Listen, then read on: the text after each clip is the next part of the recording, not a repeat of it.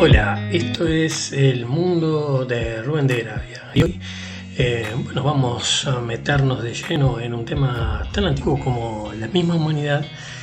Si podemos viajar en el tiempo.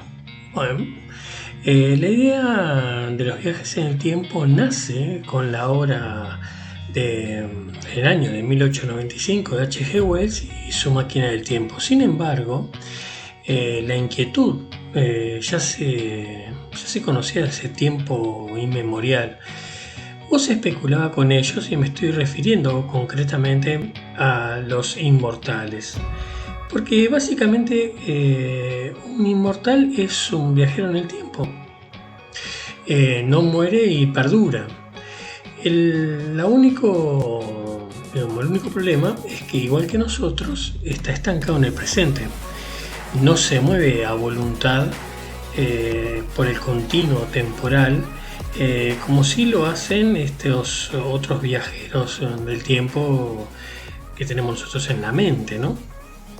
El tiempo, según algunos autores, no existe, no es un mero constructo de la mente consciente que percibe los ciclos naturales como un flujo. Este flujo tiene una división intuitiva y evidente que va del ayer hacia el mañana, aunque lo único que percibimos realmente es el presente, el ahora.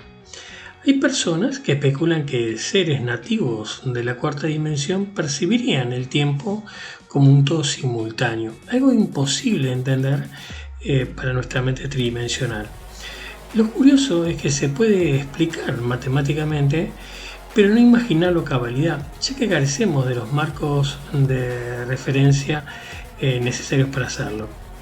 Según la física, esa disciplina que explica el mundo que vivimos, es imposible viajar en el tiempo.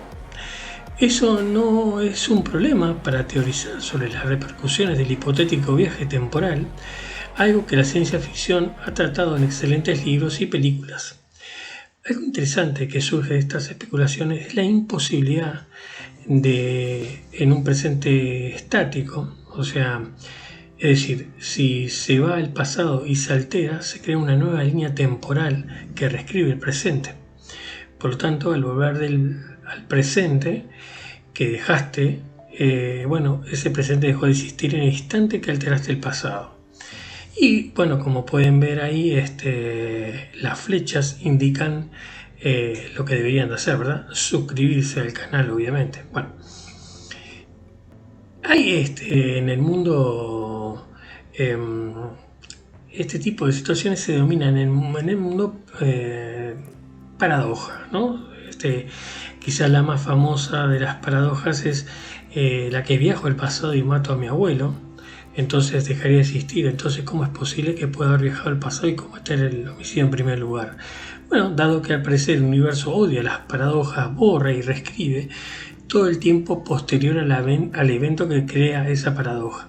Todo esto de lo que le estoy hablando es simplemente especulación de gente trabajando y pensando en cómo solucionar estos problemas. En el cine se han ensayado todo tipo de problemas con respecto a estas paradojas, así como en la literatura, desde Asimov y su genial Fin de la Eternidad, hasta la serie Fringe y sus observadores, unos humanos del futuro que viajan por el tiempo para presenciar momentos claves de la historia. Para no nombrar la archifamosa Volver al Futuro, ¿no? Lo que es quizás pertinente preguntarse es si estos viajeros en el tiempo existen. No hay ninguna certeza al respecto, ningún tipo. Suelen ser más esquivos y menos observados que los alienígenas. Sin embargo, pulula por internet un montón de fotografías, material filmográfico que aparentemente marcaría la presencia de estos viajeros temporales. Hay en este material filmográfico hay un documento muy interesante que aparece en el ciclo de Chaplin, El Circus de Chaplin, el circo, es una película de 1928 donde se da una situación muy interesante. Resulta que, primero les voy a mostrar la secuencia para que tengan idea de lo que les estoy hablando. Resulta que esta película, como ya les dije a ustedes, de 1928,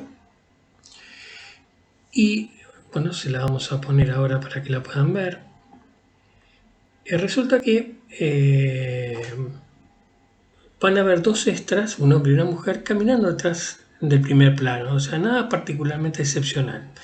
Durante años nadie vio ni notó nada extraño en la cinta, pero hace unos años atrás el cineasta irlandés George Clark observó que la mujer llevaba algo en su mano, algo que apoya en su oído y que parece que estuviese hablando. Enseguida pensó que era un celular, algo simplemente insólito para la época. Bueno, ¿ustedes qué piensan? ¿Qué lleva en la mano? Para muchos es un audífono, un artículo extraño, un artículo que era novedoso para la época, pero que existía. Quizás habría que preguntarse qué estaba haciendo una viajera en el tiempo en un set de filmación en 1928. También pasa que, el asunto del celular es todo un tema. ¿Por qué? Porque aparece en multiplicidad de fotos. Es un evento muy común que aparece en reiteradas fotografías y obras de arte.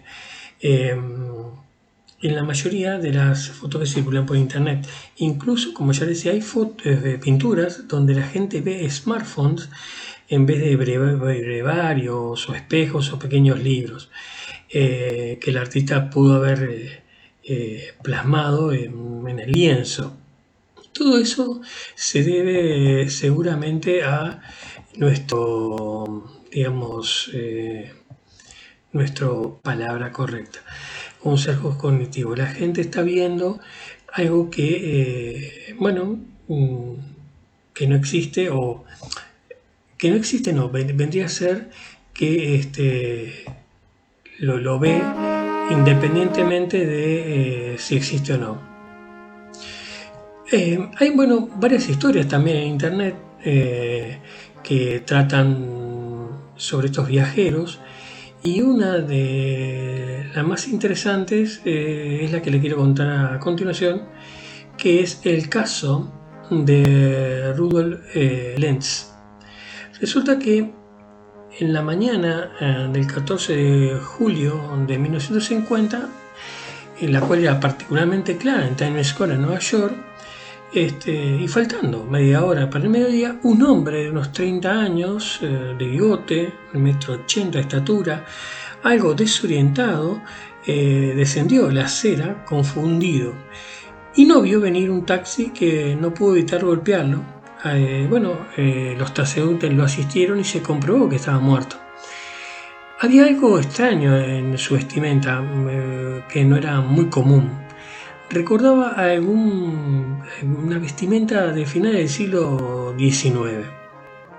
Fue llevado a la morgue, donde se procedió el personal procedió al registro del cuerpo, ¿no? Se hizo una lista de sus pertenencias y se examinaron las heridas, como lo exige la ley, ¿no? En su ropa se encontraron una serie de objetos que llamaron poderosamente la atención. En los bolsillos de su saco encontraron los siguientes artículos: una ficha de cobre de valor de 5 centavos canjeable por una cerveza, lo que se conoce por token, expedida por un bar desconocido en el área, ¿no? Dinero antiguo fuera de curso legal, una boleta por el cuidado de un caballo y el lavado de un carruaje. Dicha factura correspondía a un establo ubicado en Lexington. Un sobre con una carta dirigida a una dirección de Quinta Avenida con fecha de junio de 1875 y algunas cartas de presentación al nombre de Rudolf Lenz. El caso fue tomado por un policía de nombre Rim del Departamento de Personas Perdidas de la Policía de Nueva York. Fue a la dirección de la tarjeta y encontró un negocio cuyo propietario decía no conocer a ningún Rudolf Lenz. Consultó sus huellas digitales del cadáver, pero no se encontraban registradas. Tampoco había denuncia alguna a su nombre. Rim continuó indagando y finalmente dio con una guía telefónica de 1939 donde aparecía el nombre de Rudolf Lenz Jr. El policía habló con los residentes del edificio donde lo ubicaba la guía telefónica y describieron a Lenz como un hombre mayor de unos 60 años que luego en 1940 se había retirado. Y ahí aparentemente terminaba la pista que le había llevado la guía. Pero chequeó los archivos y logró dar con un banco que le llevaba las cuentas a Lenz Jr. y se enteró que había fallecido ya hace unos 5 años, pero su viudo aún vivía y le suministraron su dirección, ubicada en el estado de Florida, donde residía en ese momento. Rim se contactó con ella y es aquí que esta mujer le cuenta que el padre de su esposo, Rudolf Lenz, había desaparecido una noche de 1876 cuando salió a caminar por el parque. Por ese entonces su esposo era un bebé y su padre tendría unos 29 a 30 años, un hombre de ojos claros y bigote.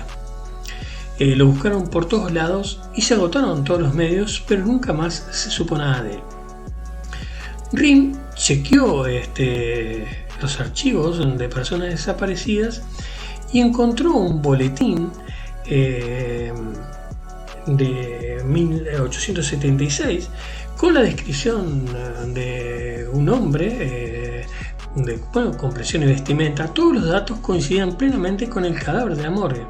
Sin embargo, el policía no registró sus hallazgos por miedo a que lo consideraran un loco, una persona mentalmente inestable y no apta para el servicio. Luego de retirarse, Rim le contó a un amigo la historia y le mostró la ficha de Lenz, que aún guardaba el token de cobre. Rim murió a principios de los 70 y su amigo se lo contó a un periodista que lo publicó en junio de 1972 en el Journal of Borderland Research, una revista que trata sobre estos eventos y ovnis y demás.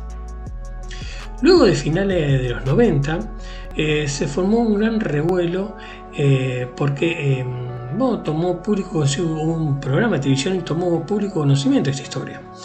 Hay un par de investigadores que desmienten dicho cuento, diciendo que solo ficción parte de una obra literaria mayor impresa en 1953, por lo cual la catalogan como una simple leyenda urbana. Sin embargo, Internet se ha hecho eco y muchos piensan que de alguna manera, posiblemente natural, Rudolf Lenz, sin darse cuenta, cruzó un portal temporal esa noche de 1876, viajando 80 años en el futuro.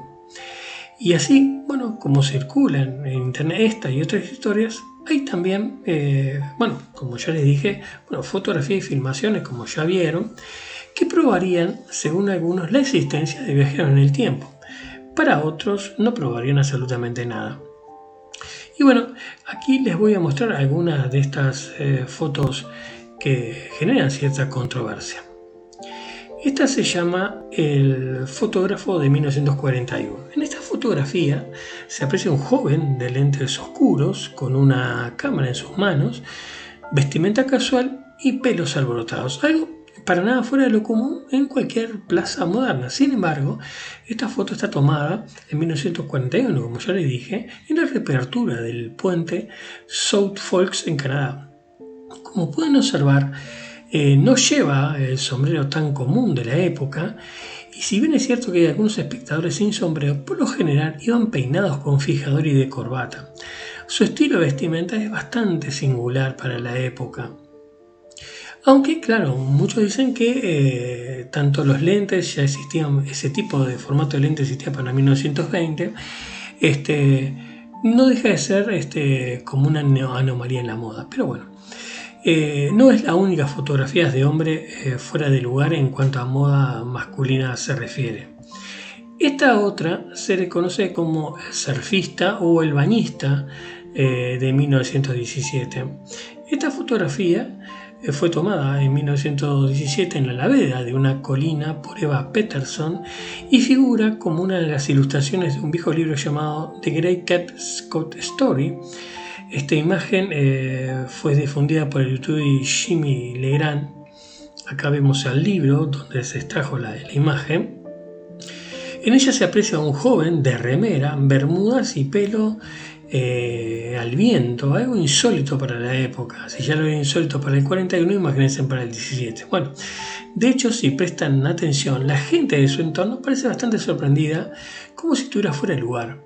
Por supuesto, gente avispada comentó que las remeras, mejor conocidas como camisetas, ya eran conocidas en la época, por lo menos ya aparecían en los diccionarios de 1920 y 1930, y eran una prenda común para los marineros de la década entre 1910 y 1930, aunque la expresión de desconcierto del hombre de bigote es muy real. Bueno, ustedes me estimen y consideren si está o no fuera de tiempo. Esta otra es el celular, la foto del celular de 1962. Esta foto se ve al famoso Manuel Francisco dos Santos, el mejor jugador del Mundial de Chile de 1962, popularmente conocido como Garrincha, levantando la Copa del Mundo con la camiseta de la selección brasileña. En el medio del mar de fotógrafos se ve claramente cómo alguien levanta un celular sacando una foto. Prueba increíble del viaje en el tiempo. Bueno, sin embargo, no es tan así. Al parecer, se trataría de una cámara de doble lente Yashica vista de detrás. De fabricación japonesa, fueron muy populares entre las décadas de 50 y los 80. Como pueden ver, a medida que aparecen fotos, documentos, siempre va a haber una discusión a ver si son o no son reales. Bueno, a las fotos, historias y videos que circulan, se pueden también encontrar objetos asociados a los viajeros en el tiempo, los OPARTs, que son, que en inglés se dice Out or Place Artifact o OPARTs, o sea, objetos fuera de lugar, objetos que se encuentran en lugares que no deberían de estar y tienen su propio espacio de especulación, y les mostraré algunos de ellos solo para que les pique la curiosidad. Este es el reloj. Como pueden ver, viéndolo en una lupa, resulta que hace algunos años, allá por el 2018, se abrió una tumba sellada de la dinastía Ming, la cual gobernó China entre los años 1368 y 1644. Al abrirla, los arqueólogos chinos encontraron un féretro y al limpiarlo de tierra que depositaba encima, se desprendió lo que parecía una roca cayendo al suelo y haciendo un ruido metálico, según cuenta Xian Jianzu, curador del Museo de la Región Autónoma de Guangxi. Al limpiarlo, lo que parecía ser un anillo resultó ser un diminuto reloj. Lo curioso era la inscripción en la tapa del reloj, que en pequeñas letras se podía leer Suecia. Lógicamente, el hallazgo no solo agitó el mundo académico, como era posible esa pieza de relojería en una tumba de 400 años con una inscripción en el reverso del reloj en idioma inglés. Bueno, como era de esperar, Internet estalló, era la prueba irrefutable del viaje en el tiempo. Y a esta altura del video, el término irrefutable se estaba degradando bastante. Las fuerzas del escepticismo dicen que eso en realidad no, la foto es un Photoshop, pero estarían acusando a investigadores chinos de mentirosos y juguetones, algo que generalmente no pasa en el mundo académico. Otra explicación al hallazgo de este reloj es que fue trasladado a la tumba por roedores. No se han encontrado pruebas de una investigación más seria posterior, es decir, donde esté el desarmado del reloj para fechar su creación, en fin, o teorías alternativas propuestas por los propios arqueólogos chinos. Como ya dije, los OPARTs, y acá vemos otros, son objetos que tienen una gran trayectoria de fraudes y desapariciones en el momento que se va a someter a análisis más profundo. Y también hay, el asunto de las celebridades que se les acusa de viajeros temporales o de inmortales, ¿no? La evidencia, fotografías antiguas de personas con un increíble parecido físico. Por supuesto, se obvia que hay fotografías de bebés de estos supuestos inmortales, ¿no? Aunque esta especulación no es algo único de nuestra época. En el siglo XVII, el conde de Saint-Germain fue sospechado de ser inmortal a causa de retratos con un increíble parecido a Saint-Germain vivo de más de 100 años, historia que él nunca aclaró y la dejó por ahí. Bueno, según la física, como ya decía, no se puede viajar en el tiempo. Se podía crear una especie de burbuja o frente relativista para hacer avanzar un vehículo a la velocidad de la luz, o sea, en otras palabras, hacia el futuro, ¿no? ¿Por qué? Porque por la relatividad general, cuando uno viaja cercano a la velocidad de la luz, hay una compresión del tiempo, porque también hay una distorsión en el espacio, y el espacio-tiempo es, es un conjunto, ¿no? Es algo que está interrelacionado. Básicamente esto se lograría usando un motor de curvatura o un motor warp, o sea, una idea de Star Trek. Pero para ir al pasado, eso representa aún una mayor dificultad que desplazarse en el futuro. Porque matemáticamente es muy complicado. Los números dan. Lo que no da es la física del universo macroscópico en el que vivimos. Hay cosas que tienen sentido en matemáticas, pero no en física, como son, por ejemplo, los valores negativos en unidades de tiempo. Y bueno, hasta hoy lo único que puede viajar en el tiempo son los taquiones, partículas subatómicas formuladas pero nunca vistas. Y bueno, una cosa es una partícula de tamaño menor a un átomo y otra cosa muy diferente es un ser vivo de 80 kilos. Hay muchísimo material disponible en la web, muy jugosas historias, algunas muy increíbles, pero nada irrefutable, incuestionable.